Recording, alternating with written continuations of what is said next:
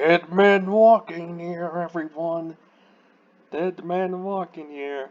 Because we're reacting to SCP-4973.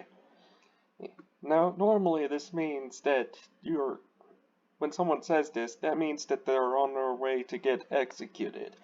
But I think we're gonna be talking about zombies here. Let's find out. Everyone loves a good ghost story. Whether you're crowded around a Unless it has a bad ending, then I hate it. campfire or watching a YouTube video at 3 a.m., there's something fun and exciting about imagining haunted places plagued by strange noises and apparitions. Part of what makes it so fun is the idea that any place can be haunted, especially if terrible things have happened there. That decrepit old house at the end of your street, that 80-year-old movie theater where no one goes anymore. A park where one too many kids went missing. All it takes is a tragic backstory and a creepy atmosphere, and it's easy to believe that any place could be teeming with restless spirits. So it stands to reason that a place with as many unsolved deaths as the SCP Foundation might have a ghost or two lurking in the shadows. If you've ever suspected that the SCP Foundation might be haunted, well, you'd be right. It began, as all good ghost stories do, with a series of frightening, unexplained events. Some time ago, personnel at SCP Foundation Site-30 began to notice strange things happening around the facility. Obviously, at a place like an SCP Foundation containment site, strange is relative. But these events seem to have nothing to do with any of the entities contained at the site. There were unexplained sounds reported in the private quarters of agents and researchers, ranging from whispers to screams from an unseen being. Personnel who approached the D-Class block at the site noticed an immediate drop in temperature, with some employees claiming that they could even see their own breath. Several personnel reported items going missing while they were alone in a room. Most were small and easily misplaced objects like pens and clipboards, but one man said his wallet disappeared, which wouldn't be that strange if it hadn't been securely inside his lab coat. Other personnel would be innocently washing their hands, only to be horrified by the appearance of a bloody figure in a D-Class jumpsuit in the mirror, staring back at them with hatred in its eyes. There were anomalous computer server errors, the feeling of being watched or followed by some menacing invisible force, even the sight of a shadowy silhouette fleeing down corridors and hiding around corners. All of these occurrences were reported to higher-ups at the Foundation, but they were all dismissed. The directorial board of the site insisted that these accounts were likely the result of employees cracking under the immense mental stress of working under such strenuous circumstances. If left alone, they were certain that the reports would stop. But the reports didn't stop, and they soon found out that this was only the beginning. You shouldn't ignore strange things at the Foundation.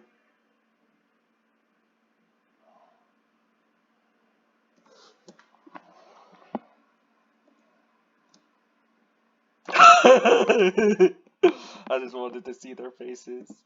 There was an uptick in containment breaches following these initial reports. In total, 12 different entities were released from their containment, and the origin of these breaches could not be identified. Thankfully, the entities were captured and returned to their containment facilities before any casualties could result. But from there, things kept getting worse. Over the course of several months, there were 6 different employee suicides on site. Security footage of the deceased operatives shortly before their deaths showed them acting deeply troubled, engaging in agitated conversation with someone not visible to the camera.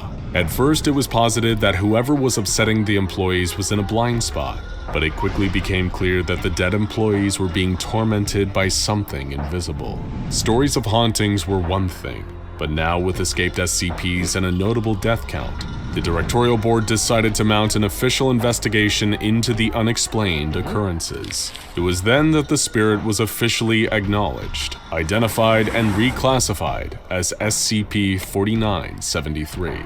SCP-4973 was once a D-Class worker who was used as a guinea pig in 25 different experiments with a variety of entities on site. He was reportedly exposed to multiple unusual and dangerous anomalies, including SCP-158, a large mechanical arm capable of extracting an unidentified substance from any living test subject. Before he was brought on board at SCP Foundation Site-30, He was also known as Gordon Karviakolis Markovich, a man who had been convicted of murder in the second degree after stabbing his wife 24 times in the chest with a kitchen knife.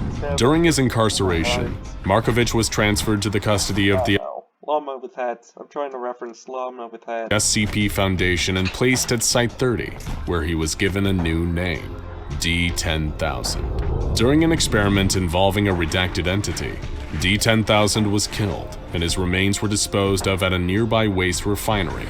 It was then only 3 months after his death that the initial reports of ghost activity began. SCP-4973 is regarded as a Class 4 spectral entity, meaning that it is an entity displaying a high degree of aggression and malevolence towards a specific individual or group. In this case, the spirit displays hostility towards a very specific group, the SCP Foundation. No, I'm not getting that.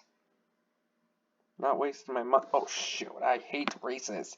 Fuck you, races. Fuck you.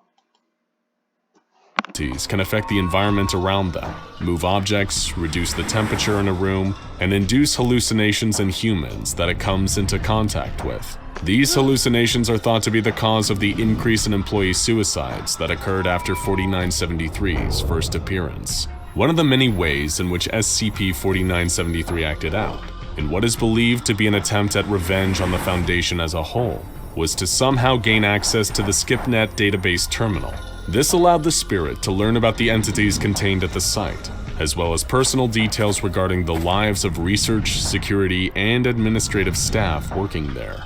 This information is likely what allowed 4973 to cause several suspected containment breaches, though the specifics of those breaches have been expunged from official records. 4973 was eventually contained within an apparatus known as the Incorporeal Entity Vacuum Chamber, which is constantly monitored by a team of specialists within MTF Mu-13, affectionately nicknamed Ghostbusters. Who are you gonna call? Ghostbusters! In order to prevent it from escaping, 4 Harrington Hollow neutralizer wards have been placed at the door to the containment facility.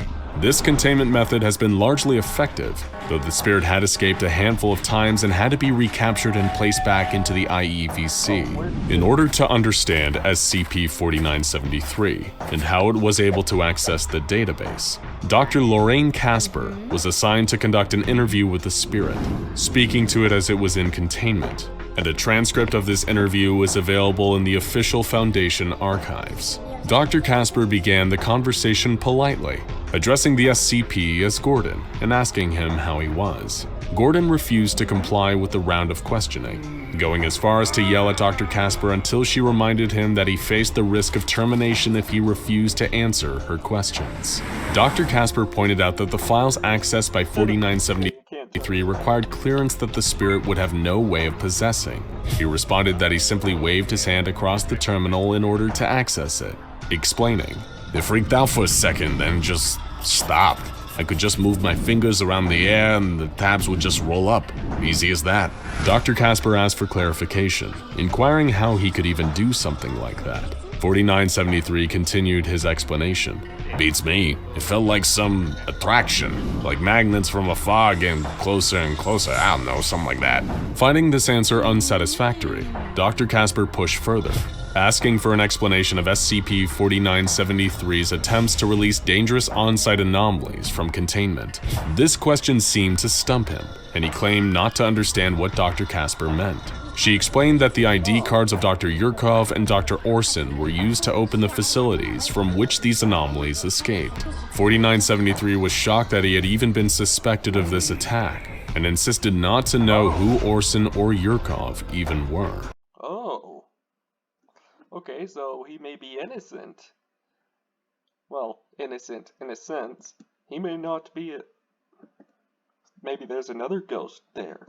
All of a sudden, he trailed off. There was silence for a moment, and Dr. Casper began to collect her notes and leave, assuming that the interview was over. Much to her surprise, SCP-4973 began to laugh. A loud, uproarious laugh of complete and utter delight. Casper asked what 4973 was laughing about, and was met with the response, "God, this whole time you and your ghost hunting crew never knew?" He refused to clarify what it was the doctor and her crew had missed, only saying, "God, that look on your face when you find out it's been right under your nose this whole time." He continued to laugh at Dr. Casper for the remainder of the interview, refusing to answer any further questions or explain any of his comments. Finally, Dr. Casper grew exasperated and left, ending the interview for real this time. Following this perplexing interview, Dr. Casper inexplicably abandoned her post at Site 30. Her supervisors could not reach her, neither could any of the other researchers at the site. No one had heard from her for an entire week, until one day she called Director Eric Riverson of Site 30 on his personal phone line. He recorded the conversation, and a transcript has been included in the file for SCP-4973. Dr. Casper explained to Director Riverson that she had been hiding in her private residence away from the site, and that she no longer considered any part of the site safe. In fact, she suggested that all SCP Foundation sites might be potentially compromised. She explained her conversation with SCP-4973, and the questions it provoked her to ask. If he had not been behind the containment breaches, then who was? He never encountered Dr. Yurkov or Orson in any of the tests administered on him, and Orson wasn't even employed at the Foundation until after 4973's death. Dr. Casper posited that, though the spirit of Gordon was not responsible for the breaches, another spectral force or forces at the site might be. Her hypothesis, that Site 30 was positively infested with the vengeful spirits of Class D employees lost over the years during various experiments. In order to prove her theory, Dr. Casper got her hands on all the experimental equipment used by the department researching spectral anomalies. The general consensus among researchers in this field is that spirits leak out a kind of energy, known as ectoplasm, wherever they go. It has been compared to the skin left behind when a spider He slimed me. or a snake molts, a non-essential portion of the entity that is shed and leaves a residue in areas where they have been. Unsurprisingly, a huge amount of ectoplasm was detected inside of Site 30. The spirits were undetected at first, as many of them were dormant for quite some time. Dormant spirits are spirits that are not aware of their surroundings or the circumstances of their deaths, and they do not emit large quantities of ectoplasm. It is likely that after Gordon was trapped, several of the dormant spirits of Site 30 began to remember what was done to them, and manifest in more aggressive ways. Because Gordon was presumed to be the only spirit at the site, their gradual appearance and acting out was either ignored or presumed to be Gordon escaping from containment. After her realization, Dr. Casper identified an additional 5 active spirits at the site, and was able to capture and contain one of them. Dr. Casper warned Director Riverson that there were likely far more spirits than just those 5, and it was only a matter of time before they woke up and became active like the others. The large amount of previous containment breaches attributed to simple human error becomes deeply sinister once it is clear that there have been vengeful spirits hiding in plain sight the entire time. As Gordon put it in his interview, they were just under their noses the whole time. Dr. Casper's findings I love that. Mustache disappears to spirit. That's a nice tattoo. and the story of Site 30 present a troubling possibility. Every SCP Foundation site has used massive amounts of Class D personnel in human experiments with dangerous entities, and the body count at nearly all of them is staggering. If Dr. Casper is right, then every single site has the makings of a haunted house. All of them could be infested with the spirits of dead, angry D-Class, who are just waiting to wake up and take their revenge on the still living members of the organization that killed them. And it's only a matter of time before they get the chance. Now check. So, Dead Man Walking. I guess it really is related to executions. So yeah, check out the original in the description, like and subscribe, and I will see you guys later.